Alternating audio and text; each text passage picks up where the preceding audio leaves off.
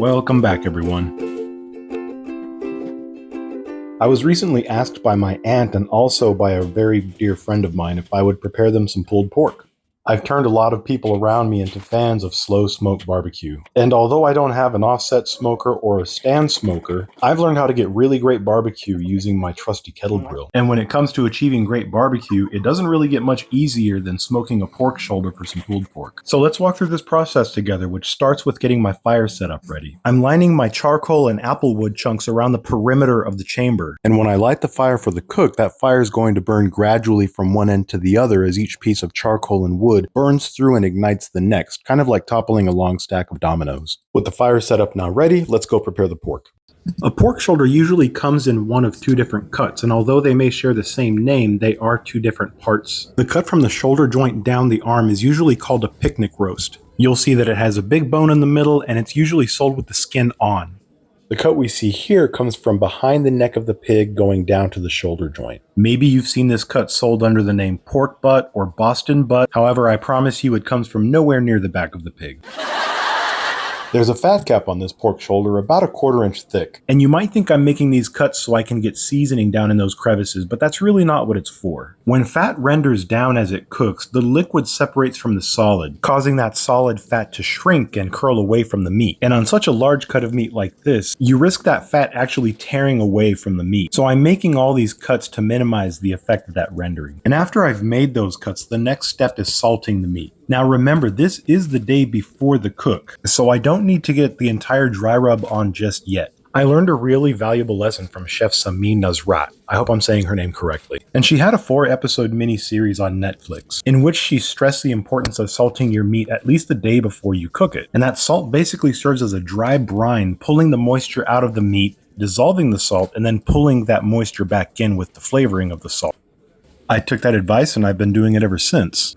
And the last preparation I make the day before the cook is getting my dry rub together. So I'm going in with a tablespoon each of garlic powder, onion powder, and smoked paprika.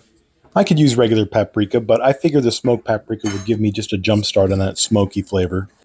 A 1/2 teaspoon of cumin also adds some smokiness. I also like to add about a teaspoon's worth of ginger powder. I also almost forgot about a tablespoon of New Mexico chili powder. I found a bell pepper herb mix in the cabinet, so I figured why not. And Chef John of foodwishes.com would be very proud of my 1/4 teaspoon addition of cayenne. And I like to smash up about a 1/2 teaspoon of oregano. I also need a 1/2 cup of brown sugar, which when I checked the cupboards I realized I didn't have. Fortunately, I have a jar of molasses on hand. And before you start asking what in the world would you have molasses for, it's a good ingredient in a couple of types of bread I make, which maybe I'll show you sometime. I'll add the brown sugar to my spice blend, but before I do, I actually realized I was missing an important ingredient. A tablespoon of pepper. And now that my spice blend is as it should be, I'll get my brown sugar mixed in, which should yield altogether about a cup worth of a nice dry rub. To be entirely honest, I don't usually use measurements. The measurements I include here are for the benefit of you, the viewer. I take as my inspiration a line from the film Napoleon Dynamite, in which the main character Napoleon tells his best friend, "Just follow your heart, Pedro, that's what I always do." And although it may seem inconsequential to apply that philosophy to seasoning my food, it's a philosophy that has yet to fail me. So if you want to make your own dry rub for a pulled pork or another barbecue cook, feel free to get creative. Follow your heart. So bright and early the next morning, I get my usual visit from my neighbor. There she is. I have my fire lit now, and I'm going to let the chamber come up to about 300 degrees while I season my pork. And there are a couple of things I want to note. You may have seen people rub mustard or a thin layer of oil onto the meat prior to adding the seasoning. I find that to be unnecessary and a waste of time. And my second tip is whether you use a binder or not, you should season your meat very liberally. Remember that even if it looks like you're over seasoning, that rub is only going on the outside of the meat. And there's a lot more meat beneath that surface that's going to eventually need that seasoning. So season heavily on the outside and mix that seasoning into the rest of the meat later when you shred the pork. In fact, as I watched this back over, I realized I could have taken my own advice and added even more seasoning than I did. But we can't turn back time, so it is what it is, and let's get ready to put this on the grill. I add boiling water to an aluminum tray because that's going to humidify the chamber and minimize any rapid changes in temperature. So once I get this pork shoulder on, remember on the opposite side of where the heat is, I give it a couple of minutes with the vents wide open because adding the meat is going to reduce the temperature. So once that heat has gone back up, I go ahead and dial in my bottom vent to keep that heat low and steady. And your goal is to have a very light stream of smoke like this. And now we learn a lesson in trust by walking away from this for about 3 hours. Because if you're looking, you ain't cooking. I see the fire burning a little closer to the meat than I want. The fire is actually burning a little faster than I thought it would, but that's fine. Sometimes these things happen and we just have to adjust. That side that was a bit close to the fire got a little bit of browning on the outside. And again, that's also okay. Pulled pork is such a forgiving process. So I spritz the pork with some apple cider vinegar, and I just kind of stand back and admire the color for a moment. Real pretty color with that sunlight, though. Take a look at that. And I move the pork just a bit farther from the fire since there's a chunk of wood that just caught fire. But once the lid is back on, the airflow will regulate that flame and the temperature will dial back in. My smoke is still running pretty clear, which is good, and I have the top vent over the meat itself so the smoke can pass directly through it. My second time checking the meat, and although it has great color, the first thing that stands out to me is what I mentioned earlier about the fat separating and pulling away from the meat as it renders. But that's not entirely bad, and I do want to appreciate the bark that this pork shoulder is developing. I am doing some fire management here because I noticed the coals getting kind of sparse. So I bunch them closer together just to make sure that the unlit coals will eventually light. But aside from that, just another quick spritz of the pork shoulder, and I'm going to get the lid back on. This is about a little over 6 hours into the cook, actually. You can see over here, it looks like I'm running low on fuel for heat. And I'm actually setting up just a few more charcoals going the opposite direction. I could cover the meat up with foil if I wanted to, but I actually don't have foil right now. So this meat is just going to cook all out in the open in the smoke. This looks like a chunk of fat just sort of up and popped off of the meat.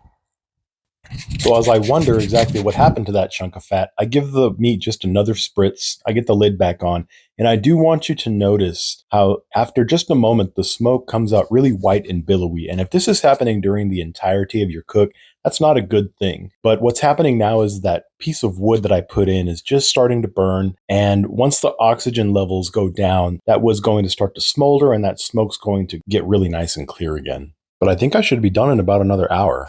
I'm about 7 hours into the cook, and I'm going to check it just one more time. I have a really good bark on this.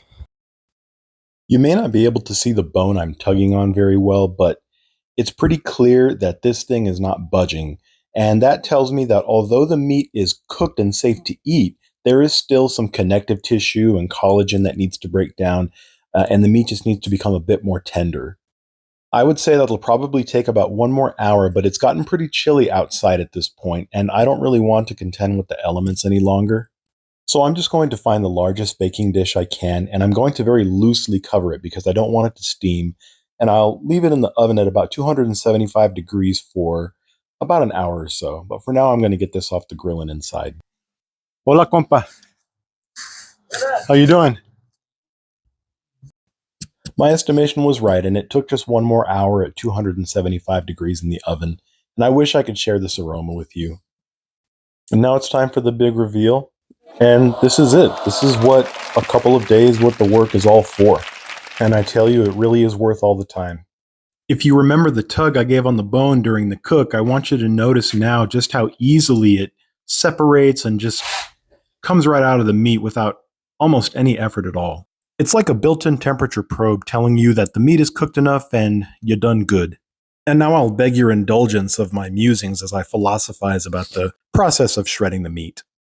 The hardest part of creating a work of art is having to destroy it. Well, not destroy it. We're just changing its form, I guess. Right? You know, I thought I was really brilliant in that moment as I said that out loud to myself. And although I could have edited that out of the final cut to spare myself some embarrassment, considering how extremely critical I can be of myself already, I thought it was more important just to remind myself that life doesn't need to always be taken so seriously. Anyway, just look at this. I mean, come on. If you look at that red band just under the bark, you can see where the smoke just really penetrated the surface of that meat, imparting that smoky yet subtly sweet applewood flavor that just makes for an amazing pulled pork. And when you add to that the caramelization of the brown sugar and the spices and salt on the outside of the meat that give you a bark that's really just the shade of a beautiful mahogany, you get a wonderful combination of salty, sweet, and smoky all in one. Sugar and spice and everything nice, right? So it really is no wonder why pulled pork is such a go-to slow smoke barbecue dish for so many people. As long as you give it enough seasoning and cook it at the right temperatures, there's just no way you can fail. Case in point, the test bite that I just took was absolutely out of this world, and now it's ready for delivery. One of the benefits of making food for people in my family is that when I deliver it, they usually ask me to eat with them. And I always say, "Oh, no thank you, this is for you." But when they insist, which they almost always do, I don't insult them by saying no again. I do have some manners. So I did keep my portion small, but it was nice to enjoy the fruits of my labor. If you made it all the way through the video with me, please hit the like button, comment down below, and most importantly, please subscribe to the channel. That's all I have for you today. Thanks for joining me. I'll see you down the road, and until then, know that you are loved. Peace, everyone.